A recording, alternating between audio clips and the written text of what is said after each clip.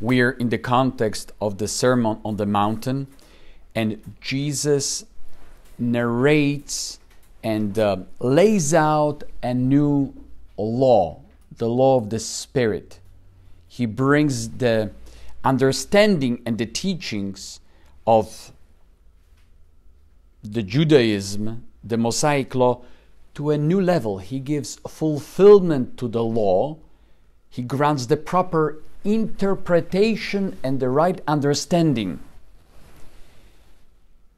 I tell you, unless your righteousness surpasses that of the scribes and Pharisees, you will not enter into the kingdom of heaven. What a powerful statement. The scribes and the Pharisees, very religious groups, attentive to follow all the prescripts of the law. However, making sure that the interpretation is in their favor. Interpreting in a way that they would always come out with clean hands, and others will be the guilty ones. So it's very easy to put a big load on someone else, but we would not move even one finger.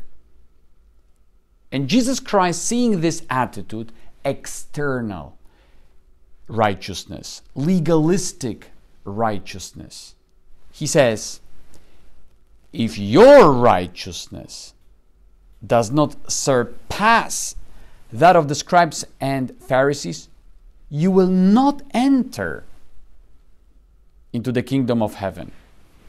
You will not enter.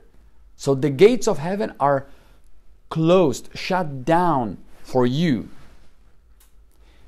When Jesus speaks these words, he is the new Moses, the new lawgiver. But the law that he's giving is the divine law coming from God himself, because it is the law that is inscribed upon man's hearts. What does it mean, if I may give you example, that this law, this righteousness is meant to be applied with the spirit of the law, understanding the proper attitude, basically going beyond the letter of the law, beyond, to understand the heart of the law, basically going an extra mile beyond what only the prescriptions are saying, and allowing the Lord to lead us to see the other person as the one who is receiving what we are doing and what we are saying. Going beyond a bare minimum. A bare minimum. Imagine this situation. Your child comes back home and says, "Mom, I passed the exam. That's awesome. I got a D." That's nice. That's nice. Next month, "I passed the quiz. Awesome, son. I got the D." Well, could you make some extra effort, just a little bit, to maybe climb up to a C? Maybe some gigantic mental endeavor, maybe to come up to C, B, with that. Well, and if the winds blow in a mysterious way, and then you really are inspired, maybe one day in a lifetime, you will get an A. Then we'll throw a wild party. Well, it's not enough just you go through the bare minimum.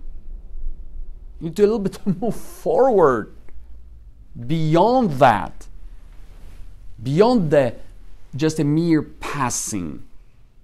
There is more than that. Again, we can do certain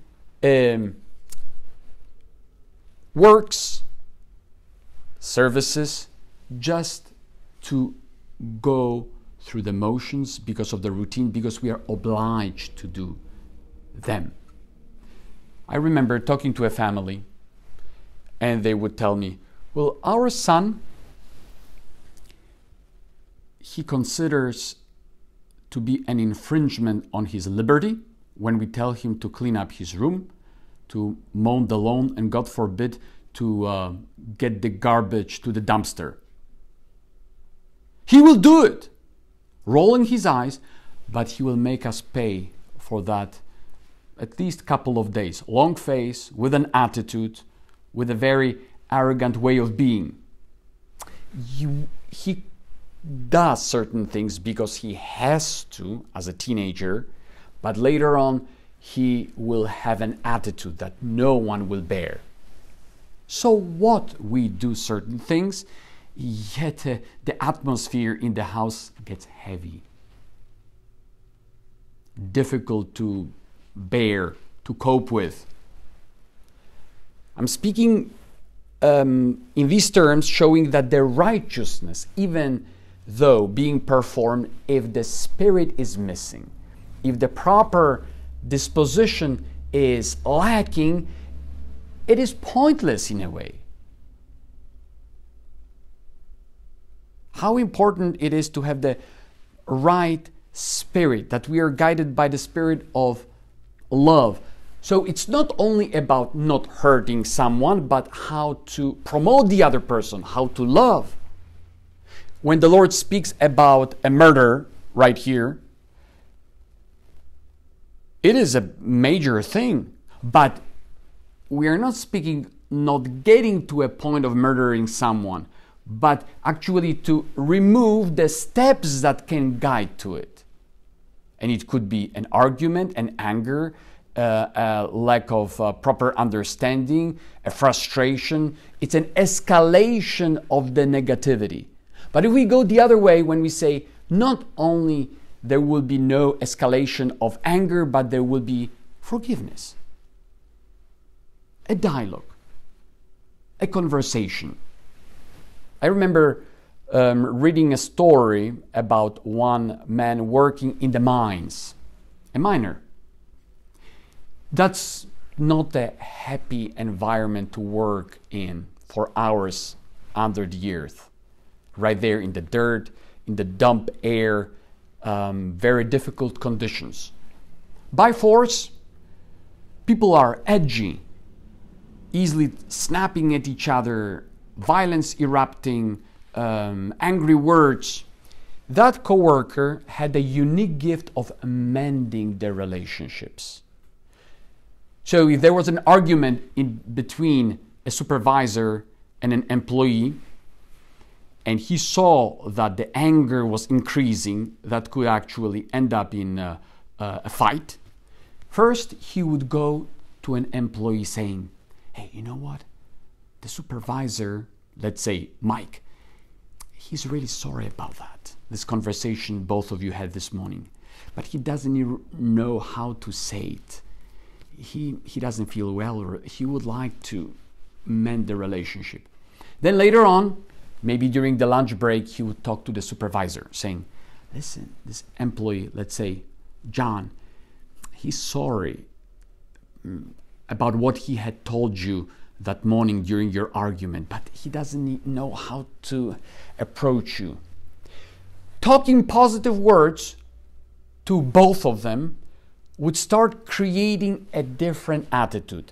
When those two guys would meet at the end of their shift up above, they would look at each other differently, shake their hands, and go. It really depends who puts what sort of words into our heads, how we start interpreting what is happening around. So the Lord is not only speaking about not hurting someone, but prevent the anger from boiling from within. Shut it down right there. When the fire is happening, starts maybe in the kitchen, don't wait for it to spread to your living room and ultimately burning down your house. Put it down right away with love, with goodness. when we have the attitude of the Lord within us, as we heard in the first reading, when we are contemplating the Lord, when we are looking at Him with an unveiled face, namely face to face, without shame, openly, with total transparency. Now, the Lord is the Spirit, and where the Spirit of the Lord is, there is freedom. Freedom in forgiving, freedom of reaching out first, freedom of mending the way first. In my first parish, I had a couple of psychologists, and they were involved in family counseling.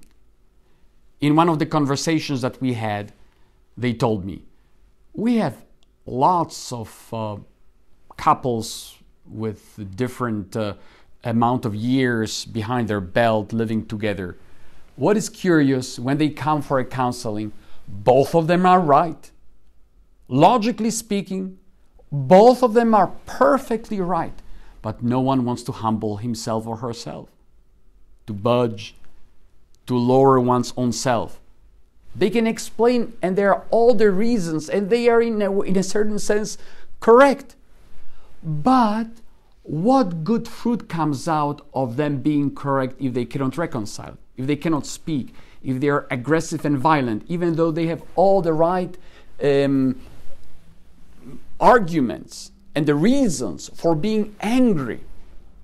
The person who is contemplating Christ, who is free inside, liberated, is able to do freedom in love, basically living freely in love, that brings to do good to others.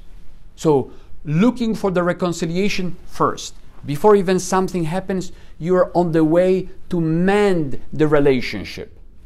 Not by chance, the Lord specifically speaks about reconciling at the end of today's gospel. So, starting from killing, then the next level he goes down is even calling someone raka, calling someone fool, and further on he speaks about reconciling. Don't allow the fire of evil, the fire of resentment, the fire of hating someone to erupt, because it will consume you, will destroy you, will completely devastate your relationship within a family or friends. Don't allow it. Squash it. Basically, once you are on the way, ask the Lord to help you to mend the relationship, to humble ourselves in order to be able to forgive. Today it's all about, I will not humble myself, I have my dignity, quote unquote, which is basically interpreted in, I'm proud, I will not come out first. But what's the fruit of this attitude? A lot of suffering, a lot of pain, at the end a lot of hateful and hurtful feelings. Let me conclude with a story of one Italian mystic, Father Dolindo Ruotolo, whose beatification cause is on the way right now. He was a contemporary of Padre Pio, who spoke about Father Dolindo to be a saint, which is not a small thing. Father Dolindo suffered a lot in his life, mostly from the church itself, from misunderstanding, from jealousies and envies. Even his own spiritual daughters denounced him. And he had to suffer a lot. He was suspended just because of misunderstandings. To make a long story short, after he had been even imprisoned, he was suspended. When he went back to Naples, after months of not being able to celebrate public mass, he went directly to his spiritual daughters who had accused him and who had made his life a living hell. And when he arrived there, right away, he threw himself on his knees, begging their forgiveness if he had caused them any trouble, even though they should have been the ones asking him. But he understood that him asking for forgiveness was a way of removing all the grudges, all the resentments, not allowing the cancer of evil to fester within.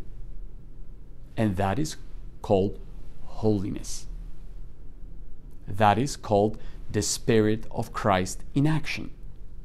Everything else, namely, I don't want to forgive, I don't want to talk, I don't want to dialogue, I don't want to be open, I will let other person pay, I feel superior and therefore the other person should come and kneel before me. All these manifestations are the pure signs of a diabolical pride and the action of evil in one's own life. Relationships that are meant to be strengthened and built in a proper way can only withstand and be happily created if we have the Spirit of the Lord, where there is freedom to love, freedom to forgive.